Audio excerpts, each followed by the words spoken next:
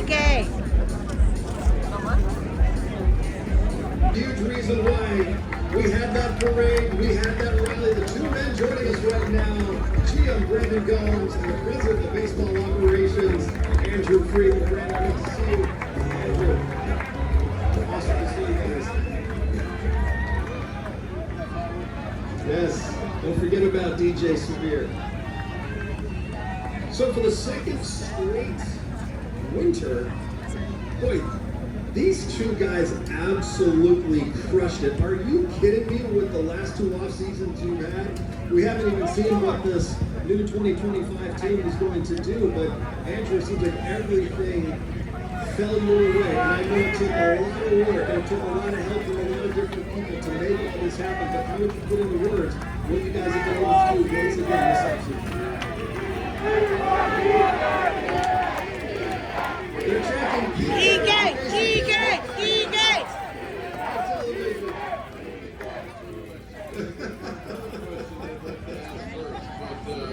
We actually just talked about it with Dave by saying, it's the door closed on Kike. He said the door will never be closed on Kike. Well, you listened when the crowd was chanting "Re-sign Teo" at the rally. You brought him back, so they're still signing. You bring Teo back. You extend Tommy Evans. I'm probably forgetting some other guys too. But how you trying it, and you're able to get all of those guys here for 2025. Yeah, we talked about this in the last offseason, and I think it's the first one in 20 years I can remember that you have kind of your A plan going into the winter. That we were fortunate enough to line up. For it to happen in back-to-back winters is unheard of, and we feel incredibly fortunate and really excited about this group. My question for really both of you guys is really going to start out with stadium, because I don't think fans realize that these guys also play college baseball. Obviously, Brandon played pitch in the big leagues as well. These two are extremely competitive as well. I know the fan base always wants to make sure we get the best players possible. You guys have done that. Talk about making sure you have not only a competitive team every single year, but we have a chance to win a championship. Yeah, that's our goal each and every season, is to go out and put out a championship caliber team. And a big part of our process is, yes, obviously talent is a major driving factor, but our goal is to build an incredible clubhouse culture, guys that want to come in and work and put winning above everything else. So I think when we're looking at our A plan, it's always all of those factors baked into it. And what we've done so far this offseason, we feel really good about that combination of talent, but also like great clubhouse fit. So the background is you fall in love with baseball, you play at college level, professional level, and then you switch into management. How do you deal with that physical competitiveness now that it's more mental competitiveness?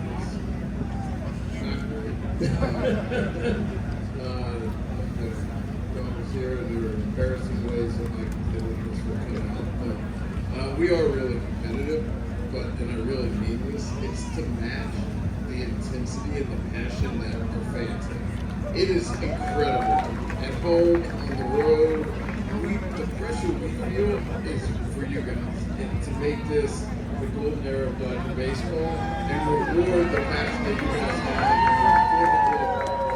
Something the fans don't know is you're both championship players in fantasy leagues and other sports and different things. But don't you feel like with the Dodger roster now you kind of have a fantasy team?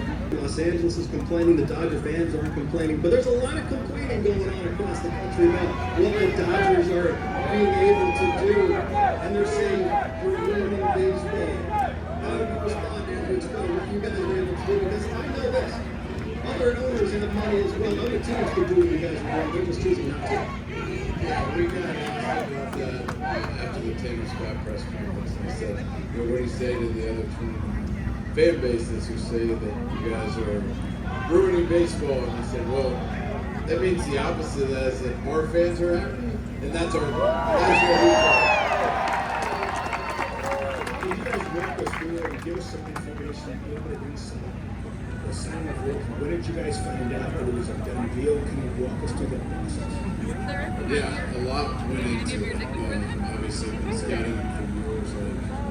all teams, and he is incredible.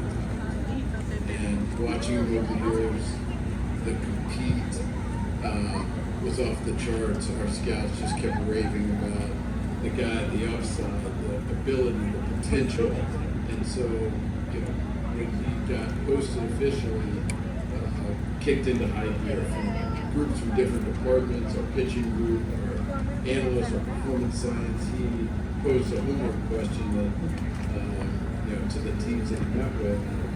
Why did my velocity go down last year? And how are you guys as an organization set up to help me? And we were like, yes, that's awesome that he asked that, because A, it shows a curiosity, and B, we felt like that was right in our wheelhouse. And the way our training staff, performance group, pitching group all worked together, we had the opportunity to display that and show it to them firsthand. And so went through that. The first meeting, we weren't allowed to bring any players.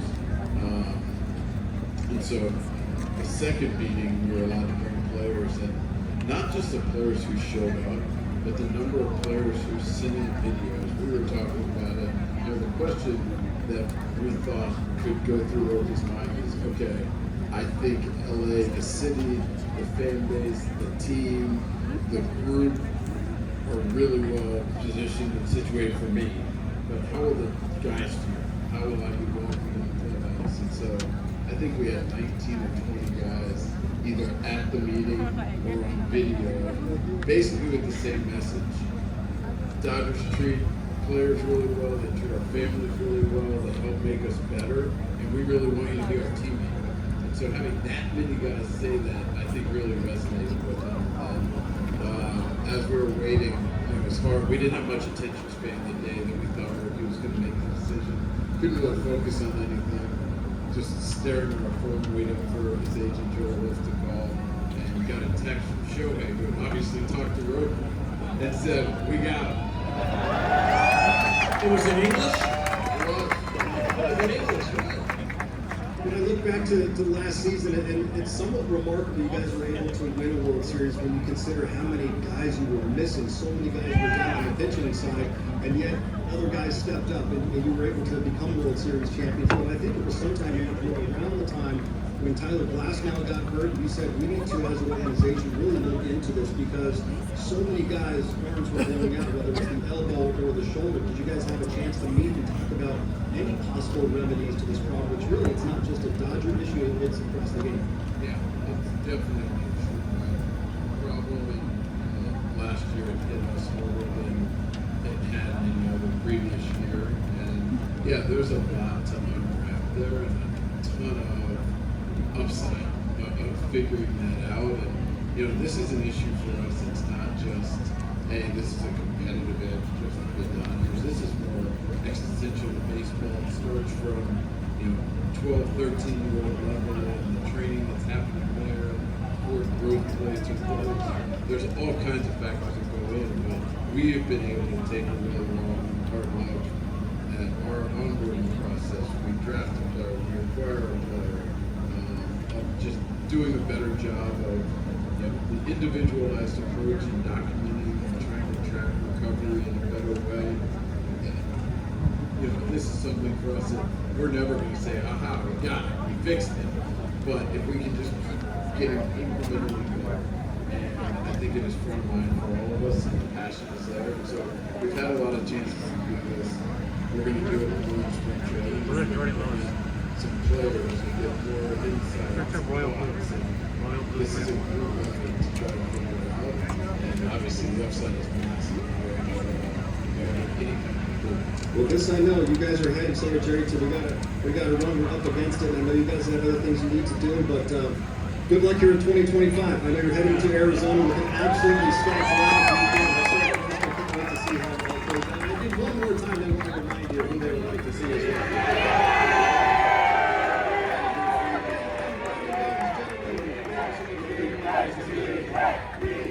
Still going to come here from the Dodger Stadium. Yes, Mookie Betts, Freddie Freeman will be joining us in this final hour.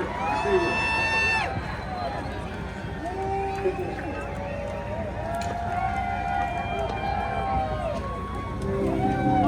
I think this is awesome what we're doing here for all these families and the kids. It's a terrible tragedy that's happened here in LA, and I thought it was important to come out here, be here in person, meet them, and hopefully make an impact and hand out some T-shirts. And it's great to see the smiles on their faces. Just to be a hand, if anyone needed help, it was fun today. Just to be able to kind of set everything up to get ready for people, and then just help as much as I can. Because it's a community. You want to be a part of this, you got to help them when they need you, you also got to help them when they don't need you. So it's a good way to just start getting familiar with LA and supporting them. The thing to take away from last week was the understanding that the community needs to be back together because of the devastation of the virus, and showing our support and understanding that we all can be affected by at any moment or by any time. So maybe getting the most out of